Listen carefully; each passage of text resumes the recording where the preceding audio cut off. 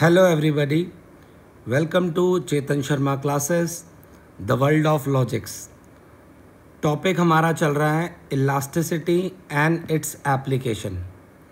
आज की इस क्लास के अंदर हम बॉक्स 2 कंप्लीट करेंगे अपना। If you are watching my video on YouTube then in description you are provided with the link of Telegram channel. You can join my channel for notes. Start करते हैं। The elasticity of supply, यहाँ देखते हैं। पहले कहता है the price elasticity of supply measures how much the quantity supplied response to changes in the prices. कहता है कैसे क्वांटिटी सप्लाई रिस्पॉन्ड करेगी जब प्राइस के अंदर चेंज आएगा। प्राइस के अंदर चेंज मतलब प्राइस बढ़ भी सकता है और प्राइस कम भी हो सकता है। सबसे पहले मैं आपको बिल्कुल बेसिक से बताता हूँ। स्क्रीन पे आप देख सकते हैं, हेडिंग लिखिए elasticity of supply. Elasticity of supply का फॉर्मूला लिखा हुआ है percentage change in quantity supplied upon percentage change in price. हम यहाँ पे मिड पॉइंट मेथड का इस्तेमाल कर रहे हैं। स्क्रीन पे ऊपर आपको 5 डायग्राम एक साथ बने दिख रहे हैं। मैं एक एक करके आपको बताता हूँ। पहला डायग्राम है इलास्टिक सप्लाई का। यहाँ पे आप देख सकते हो जो प्राइस के अंदर परसेंटेज चेंज आ रहा है वो कम है और क्वांटिटी सप्लाई के अंदर जो परसेंटेज चेंज आ रहा है वो ज़्यादा है। अगर इसी चीज़ को हम फॉर्मूले में पुट करेंगे तो हमारा न्यूमरेटर ज़्यादा है और डिनोमिनेटर कम है, मतलब elasticity of supply more than 1 आ रही है। अगर कोई गुड्स है, कोई भी कमोडिटी है, अगर उसके प्राइस बढ़ जाते हैं तो प्रोड्यूसर अपनी फैक्ट्रीज़ के अंदर थोड़े लंबे टाइम काम कर लेगा और सप्लाई को ज़्यादा बढ़ा देगा। ऐसा इसलिए देखा जा रहा है। सेकंड है हमारा इनइलास्टिक सप्लाई।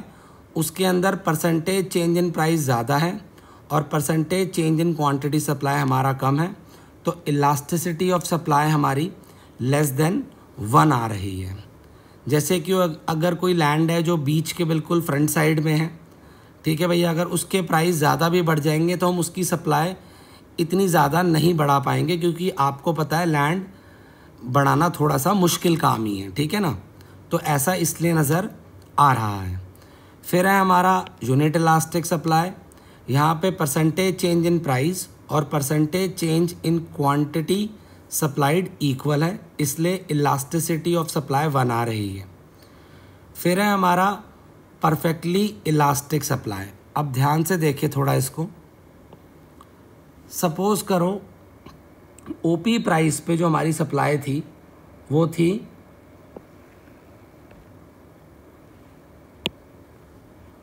OQ, ठीक है जी। अब इस केस में क्या ऑब्जर्व कर रहे हैं, अगर हमारा प्राइस थोड़ा सा भी कम होता है, डायग्राम में देखो एक पॉइंट ब्लिंक कर रहा है, थोड़ा सा भी प्राइस कम होता है, बिल्कुल नेग्लिजिबल प्राइस कम होता है, तो सप्लाई हमारी 0 आ जाएगी। तो जो पहला पॉइंट है प्राइस और क्वांटिटी का वो यहाँ पे है और दूसरा पॉइंट हमारा यहीं आ गया, तो उन दोनों को ज्वाइन करा तो सप्लाई कर्व स्ट्रेट लाइन आ गया। अब मैं इस ब्लू कलर वाले जोन को हटा देता हूं। तो ऐसा इसलिए हो रहा है कि क्वांटिटी सप्लाई के अंदर तो चेंज है पर प्राइस के अंदर नेग्लिजिबल चेंज है, तो नेग्लिजिबल चेंज को हम 0 ही मान रहे हैं। तो फिर इस फॉर्मूले में जब पुट करेंगे तो percentage change in quantity supply जो न्यूमरेटर है वो एग्जिस्ट करता है और परसेंटेज चेंज इन प्राइस को हम 0 मान रहे हैं, तो समथिंग अपॉन 0 आंसर इन्फिनिटी आ जाएगा, इसलिए इलास्टिसिटी ऑफ सप्लाई हमारी इन्फिनिटी है, ठीक है। 5वां डायग्राम देखें, परफेक्टली इन इलास्टिक सप्लाई क्या होती है। सपोज करिए मैं ड्रॉ करता हूँ ब्लू कलर से, फिर से ये मैंने 2 प्राइजेस ले लिए। सपोज करो हमारा प्राइस P था फिर P1 हो गया, तो सप्लाई के बढ़ने से प्राइस के बढ़ने से क्वांटिटी सप्लाई के अंदर कोई भी चेंज नहीं आ रहा है, ठीक है। तो फॉर्मूले के हिसाब से अगर हम देखें तो जो हमारा न्यूमरेटर है वो 0 है और प्राइस के अंदर चेंज एग्जिस्ट करता है, तो 0 अपॉन समथिंग करेंगे तो आंसर ज़ीरो आ जाएगा, इसलिए इलास्टिसिटी ऑफ सप्लाई हमारी ज़ीरो है।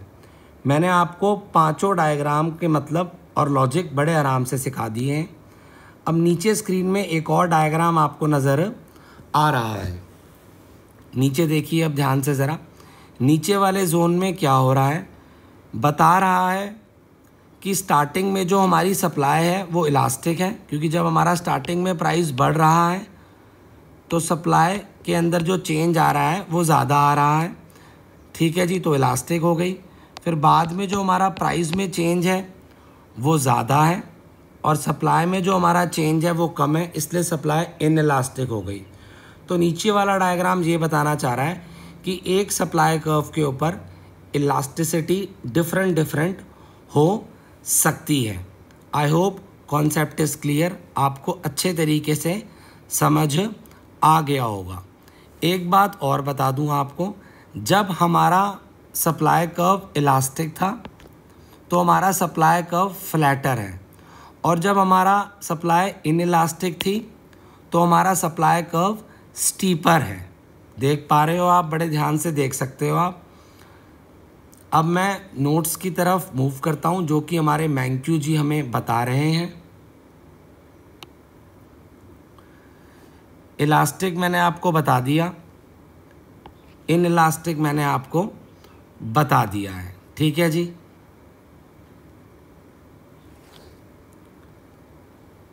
ये एग्जाम्पल आप पढ़ोगे इलास्टिक कैसे है आपको पूरे तरीके से समझ आएगा, कोई दिक्कत की बात नहीं रहेगी। अब मैं इसको आपके लिए रीड कर देता हूँ। कहता है in most market uh key determinant of price elasticity of supply is time period being considered. Supply is usually more elastic in long run than in short run. कह रहा है लॉन्ग रन के अंदर जो सप्लाई है वो elastic होगी।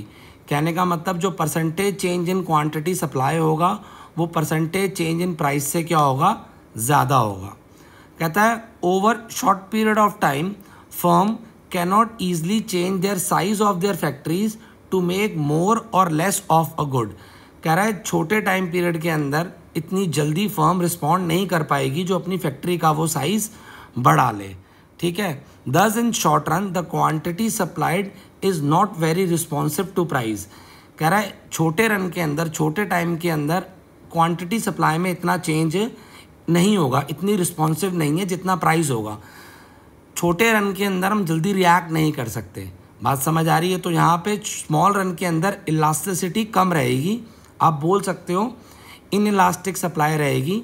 In elastic supply यानी प्राइस अगर ज़्यादा भी बढ़ जाएगा तो प्रोड्यूसर इतनी सप्लाई नहीं बढ़ा पाएगा, लेकिन लॉन्गर पीरियड के अंदर प्राइस अगर थोड़ा सा बढ़ेगा तो प्रोड्यूसर नई फैक्ट्रीज डाल सकता है और सप्लाई को ज़्यादा बढ़ा सकता है।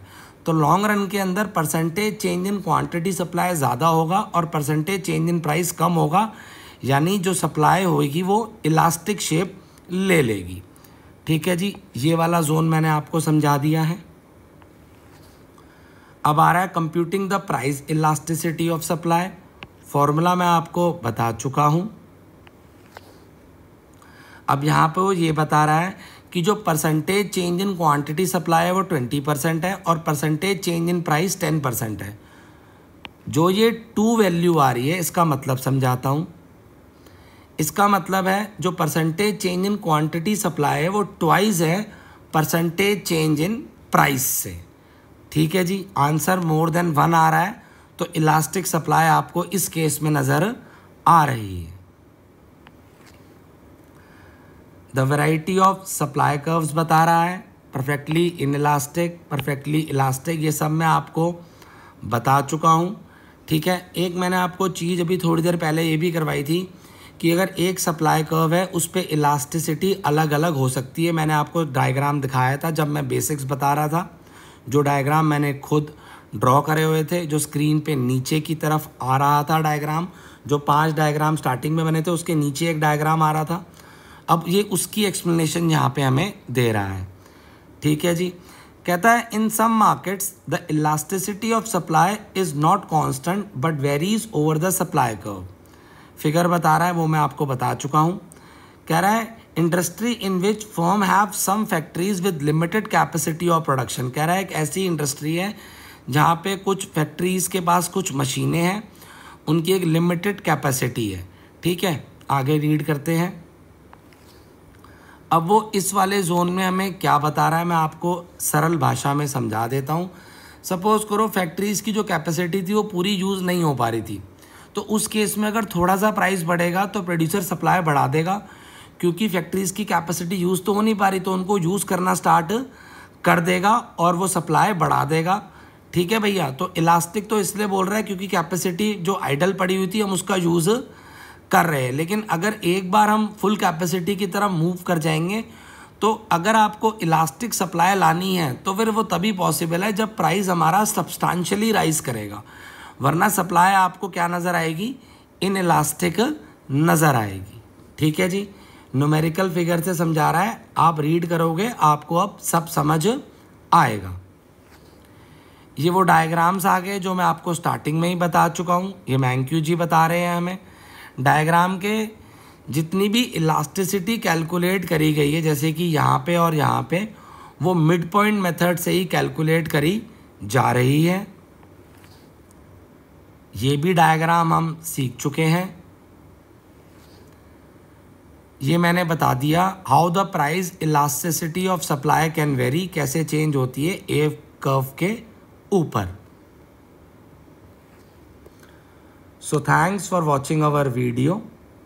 कोई भी अगर आपके डाउट्स हैं आप मुझे व्हाट्सएप कर सकते हैं 9891156969 पर।